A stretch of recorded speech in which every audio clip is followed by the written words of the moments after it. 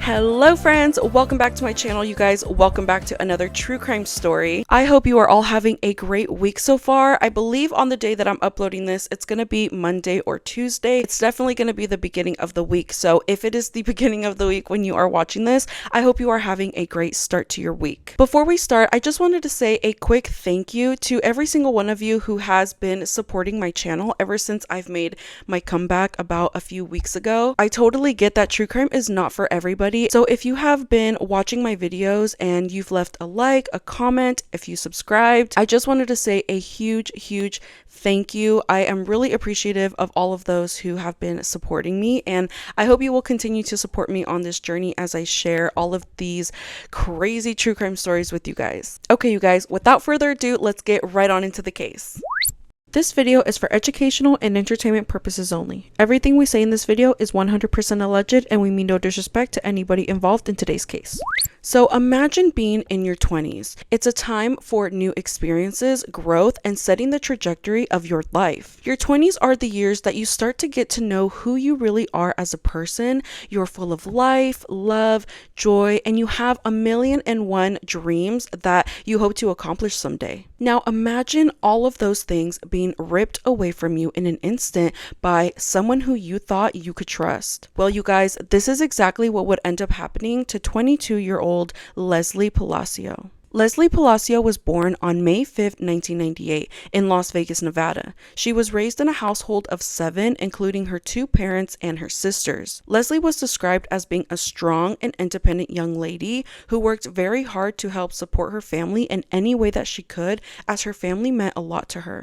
She was a very sweet and loving sister and daughter, and although she wasn't the oldest sister, I believe she was actually the second oldest, she definitely took pride in taking care of the family and kind of taking on that caregiver role when her parents were at work, because they worked really long hours in order to support the family. She kind of reminds me of myself, because growing up, I was the oldest sister in the household, and my parents would work really long hours to help support us. And, you know, while they were gone, I really took it upon myself to be the caregiver, as my parents were out there busting their asses, working hard for us. So I definitely relate to her in that sense. In 2020, Leslie was attending Las Vegas College to work as a lab assistant. Her coworkers describe her as being a very hardworking and honorable student/employee who was really great at her job. It was said that during this time of her life, she was really considering being a phlebotomist. If you don't know what a phlebotomist is, it's basically just a medical professional who specializes in blood work and like drawing blood and that kind of thing. Leslie was also considering being a crime scene investigator. She really wanted to be of help to crime cases and wanted to give her all to people who needed it.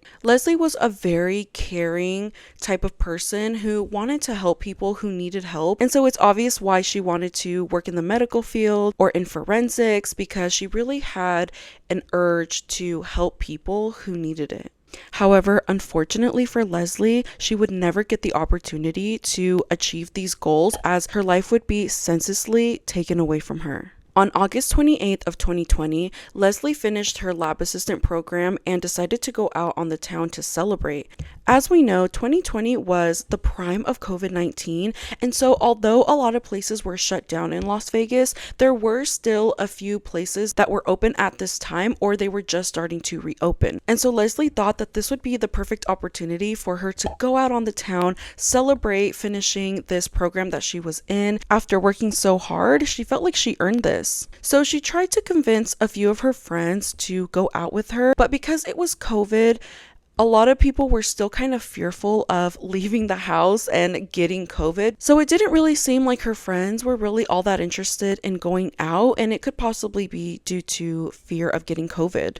However, Leslie would soon find a suitable candidate to go out with. She would end up receiving a Instagram DM from a longtime family friend of hers by the name of Eric Rangel Ibarra. So Eric and Leslie's families were really close, and they had known each other for a very long time, 14 years to be exact. The families were so close, in fact, that Eric's mom was actually Leslie's godmother. However, this doesn't mean that Eric and Leslie were close. Their families were close with each other, and so Leslie and Eric kind of just knew about each other, but they weren't really that close. They never really hung out or had many conversations before, but they still knew of each other, and so Leslie decided to just take a chance and go hang out with Eric. Leslie's sister would go on to say that she felt like Eric always had sort of a romantic interest in Leslie, but that Leslie didn't feel the same way about him. He was one of those guys who would blow up Leslie's DMs trying to get her attention, but that she really didn't care to be anything more than friends. So on the night that she decided that she wanted to go out for the night and celebrate her finishing her school, she ended up making plans with Eric because honestly, she kind of had nobody else to go with. In her mind, having Eric's company was better than having no company. So the two planned to go out for the night, and Leslie, being the super cautious person that she is, she made sure to tell her sister Kaylee where they would be going, and she also told her that she would be providing her with updates throughout the night to let her know how things were going, where she was, and kind of just keep her in the loop about how things are going. So their first stop was to Longhorn Casino in Las Vegas. There is actually security footage showing the two arriving at the casino in Eric's white Ford F-250 at around 12:30 a.m. Shortly after this, the security footage from inside the building shows Eric and Leslie entering the casino, and about an hour or so later, the footage shows them exiting the casino and making their way back to the truck to head off to their next destination. Throughout the night, Leslie did just as she told her sister and provided updates about how everything was going. However, at around 4:40 a.m., Leslie sent a very concerning text message to her sister. The text message read, "Dude, I got to talk to you about shit." Shortly after this, the text bubble icon appeared at the bottom of the screen as if somebody was typing. If you have an iPhone, you know that at the bottom of the screen when someone's typing, it'll pop up this like icon to show that they're typing. This would only last a few seconds, however, and although it appeared that Leslie was typing, she would never send another text message. Her sister Kaylee then responded with "what happened," followed by 2 question marks. However, the following text would appear green instead of blue. If you have an iPhone, you know that the sudden change from blue to green text usually indicates that the phone has been turned off, disconnected, or blocked. This was obviously very alarming. Now, whatever happened between Eric and Leslie during this time and after that weird text message is still unknown to this day. But what we do know is that Leslie would never make it home. Her sister Kaylee said she noticed Leslie wasn't home when she went into her room that morning to talk to her about what had happened with Eric and to see if she was okay. But instead, she found Leslie's room to be empty with no sign of her whatsoever. Leslie's family wasn't that worried at first because they assumed that she may have possibly stayed the night at Eric's house because it was already late and she had been drinking. They assumed that she would eventually come home after just simply sleeping it off, and when she was ready to come home, she would have. However, they would be completely wrong because unbeknownst to them, Leslie would never be seen again. The day would eventually go on with no sign of Leslie returning home. This is when the family started to worry. It was really odd behavior for Leslie to not show up. She wasn't the type of person to be gone without telling anyone where she was or what she was doing. So this prompted the PALACIO family to drive over to Eric's house to see if Leslie was there. However, when they got there, they were met with the sight of Eric's mom and sister carrying furniture out of the home. This gave the PALACIO family a very negative gut feeling. So the PALACIO family greeted Eric's family and they asked if they had seen Leslie. However, Eric's family would go on to say that she was not in the home, and in fact, they had no idea that her and Eric were hanging out the night before. So once the Ibarra family confirmed that Leslie was not in the home and had not been heard from, the PALACIO family definitely started to worry. Leslie's older sister Corelli tried to call Eric, however his phone appeared to be off or disconnected because it didn't even go to voicemail. The family knew that they couldn't risk wasting any more time, and so Corelli started to call local hospitals, thinking maybe she could have gotten into a car accident. However, this brought no results. On August 30th of 2020, the PALACIO family decided it was time to report Leslie as missing. While the police conducted their investigation into the disappearance, the PALACIO family took it upon themselves to put up missing person flyers all over the town and built a community to help find Leslie. Now get this, on the very next day, on August 31st, the Ibarra family also reported Eric and his father missing. As you can imagine, this definitely boggled the minds of everybody who was searching for Leslie, and police thought that this was more than just a coincidence. Not only that, but the big question was, how did Eric's dad also go missing? So during the police investigation, they took the time to go around town and search for any and all footage from security cameras, and this is when they came across a security camera video from the house down the street from the Ibarra family home. Now, this camera didn't necessarily point straight forward onto the Ibarra home, but it definitely showed enough of the home to see what was taking place during the time of Leslie's disappearance. And what they found on the footage was very alarming. Also during this time, police were able to obtain Leslie's phone records, and what the records show was basically Leslie and Eric's movement that night. Records show that her phone pinged at Bourbon Street Bar and Grill and then left sometime around 5 to 6 a.m. So shortly after this, at around 6 a.m., Eric's truck is seen on the neighbor's camera footage, and it shows the truck drive up to the Ibarra home, and we can see both Eric and Leslie get out of the car and walk into the Ibarra home. In the video, Leslie appears to be very intoxicated, so much so that she needs Eric's help walking into the home. A little over an hour later, we can see Eric and his father carrying Leslie's body, which was wrapped in a bed sheet. She was carried out of the home and into the back of Eric's truck. Eric then drives off, and his father stays back to hose down the driveway. So this definitely makes it obvious to everyone involved in the case that Eric and his father both were 100% involved in Leslie's disappearance, and were now on the run. With this footage in hand, police were able to obtain a search warrant for the Ibarra home.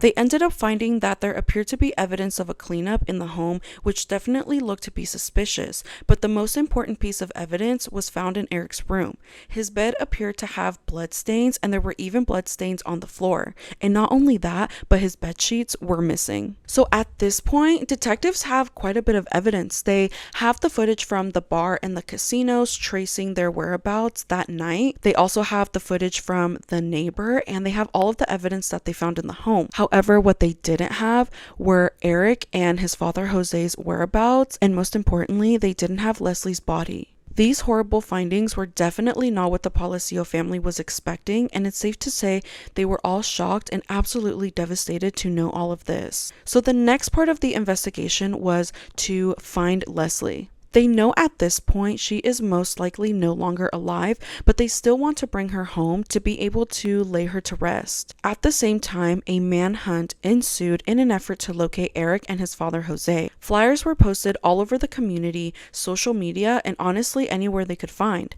This case made its way to the news, and with more eyes watching, the PALACIO family hoped that someone would soon find Leslie. And they would. On September 9th of 2020, 11 days after Leslie went missing, Leslie's body was found. Her body was found near Valley of Fire and appeared to be only partially clothed. It appeared that she had been dragged from the drag marks on her pants. Something to note is the Valley of Fire is basically a desert, right? So it gets really hot. It's a super hot area. So as you can imagine, a lifeless human body being under the scorching sun for 10 to 11 days is going to cause quite a bit of damage. Her body was so badly decomposed that it was difficult for medical examiners to determine her exact cause of death. So unfortunately, we may never know the truth about what happened that night. As you can imagine, this horrific news was so devastating to the PALACIO family. They were just so devastated to know for sure that Leslie was no longer alive and that her body had just been dumped out in the desert and laying there for 10 to 11 days. And so a few months later after this, police would actually end up getting a huge break in the case. Eric's truck ended up being spotted in Moreno Valley, California. Police were able to get in touch with one of Eric's family members, and this family member told police that he had driven both Eric and his father Jose to a town close to the Mexican border as they were planning to cross into Mexico. This was obviously not good news for police because unfortunately when someone crosses the border, it gets 10 times harder to find them. On January 19, 2021, Jose Ibarra actually turned himself in at the border and decided that his time on the run was over. Now, as far as what led him to actually turning himself in, we may never know. But with him now being arrested, it looks like officers were now one step closer to justice. This news definitely shocked a lot of people, and it ended up making headlines because it's not every day that a fugitive will just turn himself in, but everybody was sure glad that he did. Jose tells police that he was simply trying to help his son and was really trying to make his role in the case as minimal as possible. And he ends up telling detectives that he wanted to take his son to Mexico after he started to notice him acting really strange, and he thought sending him off to Mexico would do him some good. However, detectives were already one step ahead from Jose, and they ended up showing him the video footage from the neighbor's camera that showed him helping Eric take Leslie's body into the truck and then suspiciously hosing off the driveway. And so, faced with this damning piece of evidence, Jose quickly changed his story. His story now was that he witnessed his son dragging Leslie's lifeless body down the stairs of the home. Jose claims that he immediately started to panic, and without question, he started to help his son carry Leslie's body into Eric's truck. He claims that he was under the impression that Leslie had died from an accidental overdose because he didn't see any signs of trauma or injury. He also claims that after this, Eric started to threaten to take his own life, and so because of this, Jose decided to take him to Mexico. Although this news story didn't really seem like the truth, it was definitely a better story and seemed a little bit more truthful than the first one he had given. So detectives' next question was obviously, okay, where is Eric? However, Jose would go on to say that he had no idea. He claims that after they traveled into Mexico, they both decided to split up in order to make it harder for police to capture them, and so with that, he hadn't seen his son since then. To this day, Jose maintains that he has no idea where Eric is, and unfortunately, he has still not been found. On June 18, 2021, Jose pleaded guilty to destruction of evidence and acting as an accessory to murder. Now get this, you guys. After all of this shit that he did, after being on the run for all of that time, after helping his son with all of this, he was only sentenced to 2 years in prison. So he is actually out right now. Honestly, my opinion is that the Ibarra family is hiding Eric somewhere in Mexico. I think Jose is just trying to protect his son's identity by helping him stay hidden, and they know exactly where he is. They just don't want to give him up because their family, they're gonna be loyal to him. They know exactly where he is. It's just my opinion. Don't come for me. It's just my opinion. I have to say that, you guys, for legal reasons and so I don't get hate. But yeah, I totally think that, and it's just my opinion. I honestly understand wanting to protect your family or your son. I totally get it. I really, really get it. But when it comes to this type of crime, committing a murder, I feel like at that point it's time to do the right thing. I don't know, you guys. This case is really, really sad because in the way that Leslie was found, in the way that her body was dumped, and to top it all off, there is no justice without finding Eric Rangel Ibarra, and I honestly don't know if and when he's going to be found. I'm definitely keeping up hope that he will be found one day because he is the person that needs to be responsible for this and needs to answer for this because he's the one who caused it. He's the one responsible at the end of the day. Let me know what you guys think of this case, you guys. Do you guys think that Eric is going to be found anytime soon? I am really, really hoping so. If there are any cases you would like me to cover, be sure to let me know down below. You can also send me a DM on TikTok or on Instagram. Both of those are always linked in the description. But that is it for me today, you guys. Thank you guys so much for tuning in on another true crime story.